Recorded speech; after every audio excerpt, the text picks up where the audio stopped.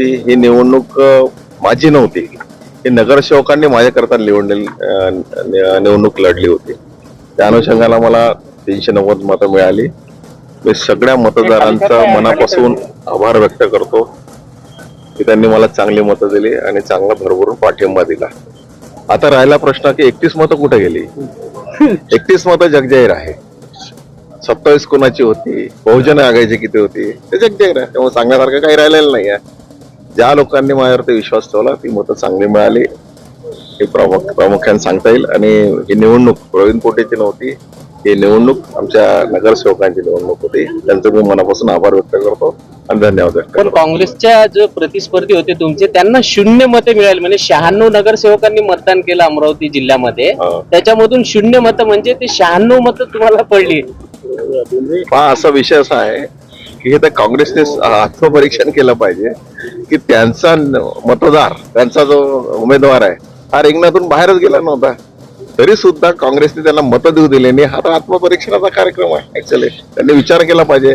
याच्यामध्ये मंत्री आहे, कॅबिनेट मंत्री आहे, या लोकांनी विचार केला पाहिजे की असं का केलं की एक सुद्धा मत ते काँग्रेसला देऊ शकले नाही आणि उलटे मत थांबवून ठेवले. महामानव बाबासाहेब आंबेडकरांच्या संविधानाचा त्यांनी हे केलं, अपमान केला. ऍक्च्युअली हे चुकीचं काम झालेलं आहे.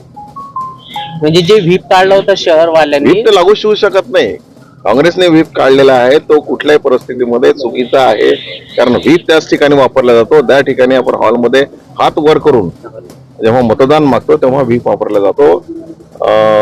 जे मत जे आपण हे करतो आवडत त्याला आतमध्ये म्हणजे न दाखवता गुप्त मतदान करतो, त्या मतदानामध्ये व्हीप लागूच होऊ शकत नाही, शक्यच नाही आहे. काँग्रेस पण त्यांनी स्वतः दाखवून दिले की काँग्रेस हे त्याच्या म्हणजे त्याच्या जो कॅन्डिडेट आहे त्याला मतं देऊ शकत नाही. त्यांनी प्रामुख्याने दाखवून दिलेला आहे. काँग्रेसचा दुसरा माधवकडे गेला नाही असं म्हणता येणार नाही. पहा, विषय माझ्या हाती नाही. शेवटी आमची नगरसेवक मंडळी आहे त्यांच्या हाती आहे. त्यांनी काय करावं हा त्यांचा विषय आहे. कारण मी सातत्याने 2012 पासून सगळ्या नगरसेवकांच्या कॉन्टॅक्ट मध्ये आहे, सगळ्यांचे रिलेशन्स आहे, फॅमिली मेंबर्स म्हणून मी ते मला ट्रीट करतात, मी त्यांना ट्रीट करतो. त्यामुळे हा माझा विजय आहे.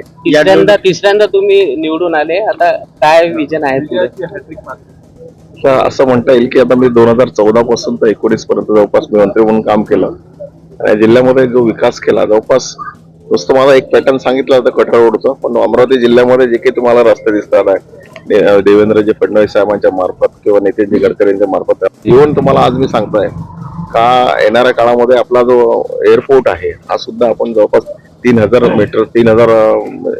मीटरचा आपण त्याला रनवे सुद्धा तयार करतोय. MIDC मध्ये बरीच काही महत्वाची कामं आहे. शेतकऱ्यांना आता पाण्याचा प्रश्न असेल, इलेक्ट्रिकचा प्रश्न असेल, लोकांचा मजुरीचा प्रश्न असेल किंवा बेरोजगारांना हाताला मदतीचा असेल, त्यांना रोजगार मिळाला पाहिजे, अशी अनेक महत्वाची कामं आपण यावेळेस करणार आहे. मंत्रिपदाचा अनुभव आणि तिसऱ्यांदा हॅट्रिक मारली असता तर पालकमंत्रीपद काही आपले मिळेल. पहा, शेवटी कसं असतं वरच्या आमचे श्रेष्ठी जे आहे ते ठरवतात. त्याच्यामध्ये मी कोणी मंत्री मागणार किंवा मंत्री देणार असं नसतंय. वरचे जे आमचे ज्येष्ठ लोक ते सगळे समजतात आणि त्यावर ते त्याचा हिशोब करतात. अमरावतीकरांची